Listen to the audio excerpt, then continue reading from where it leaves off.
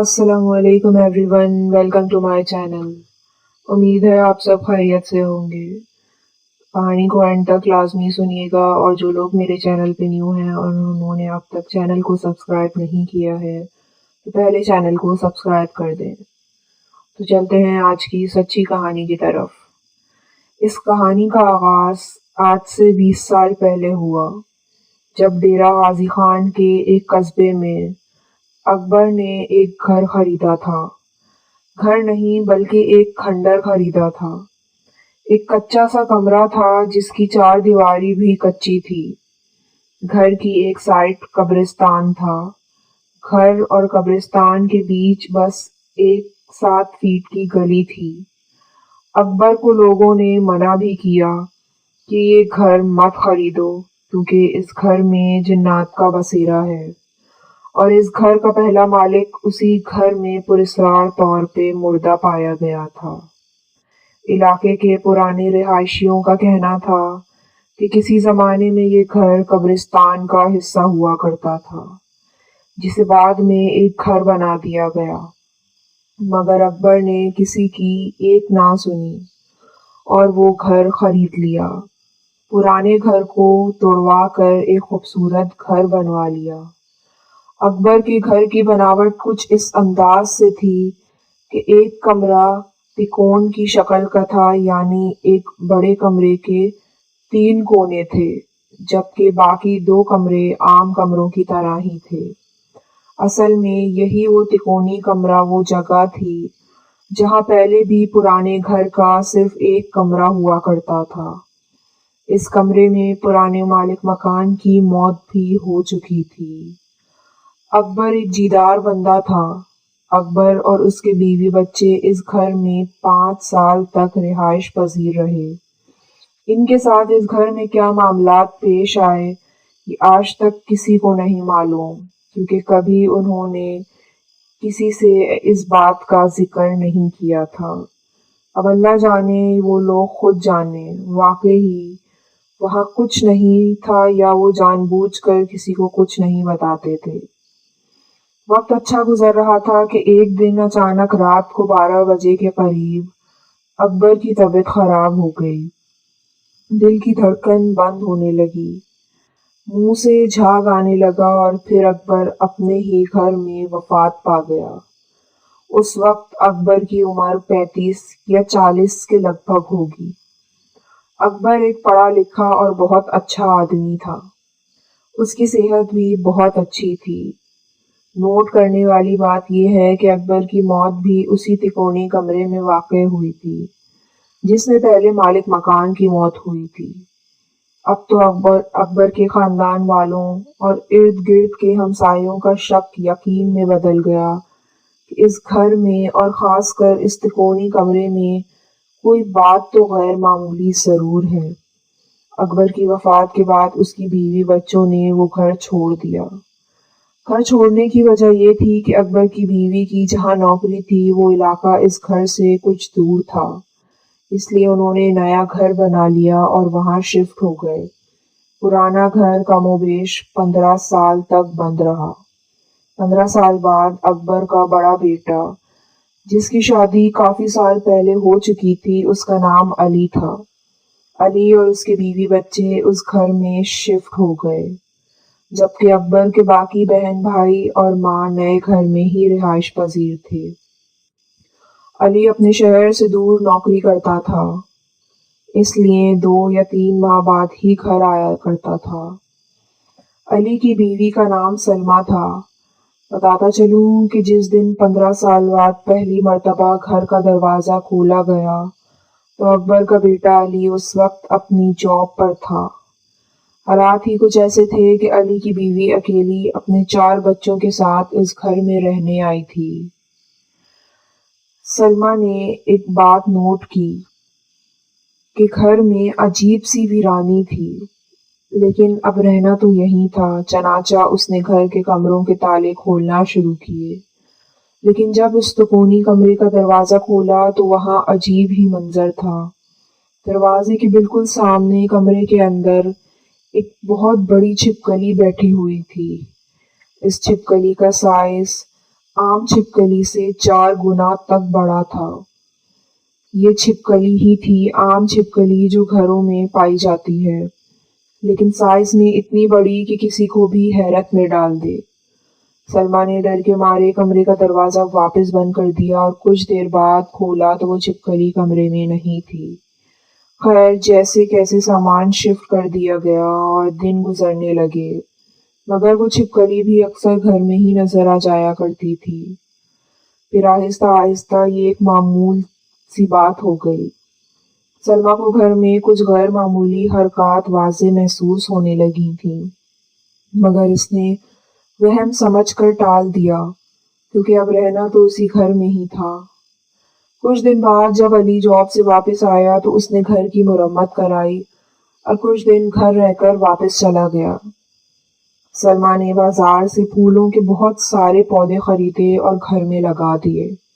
इन पौधों में एक पौधा रात की रानी का था। इस पर रात के वक्त फूल खिलते हैं।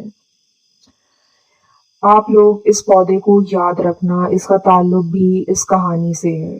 अब सलमा को इस घर में रहते हुए 1 महीना हो चुका था और हालत मजीद खराब होते जा रहे थे। अक्सर औकात घर में किसी के कुछ बड़बड़ाने की आवाजें आने लगती थी। फिर आहिस्ता आहिस्ता वाज़े जुमले सुनाई देने लगे। ये जुमला इसी तिकोने कमरे से सुनाई देते थे। फिर इसे कुछ हैवले इस घर में नजर आने लगे। इसके बाद उसे मालूम हुआ कि इस घर में जिन्नात की पूरी फैमिली आबाद है। जिन्नात की फैमिली में टोटल 5 लोग थे। एक खाविंद, इसकी 2 बीवियां और 2 बच्चे। ये जिन्नात ईसाई मजहब के थे। जिनकी बड़ी बीवी बहुत ही गुस्से वाली और बदमिजाज थी। ये जिन्नात सलमा को इंसानी रूप में नजर आते थे, बिल्कुल इंसान जैसे थे। सलमा के मुताबिक ये फैमिली इस तिकोनी कमरे में रिहाइश पजीर थी। कमरे में एक चारपाई भी पड़ी रहती थी और उसके अलावा भी कुछ सामान इस कमरे में मौजूद था। सलमा जब भी किसी काम से उस कमरे में जाती थी, जिन गुस्सा करते और उसे डांटते कि तुम लोग इस घर में क्यों आए हो, ये हमारा घर है, यहाँ से चले जाओ वरना नुकसान उठाओगे। सलमा को अब इनकी आदत सी हो गई थी। वो समझती थी कि ये जिन ऐसे ही धमकियां देते रहेंगे, लेकिन उसे मालूम ही नहीं था कि अब कुछ बहुत ही बुरा होने वाला है। उस घर में रहते हुए सलमा को 2 से 3 महीने हो चुके थे।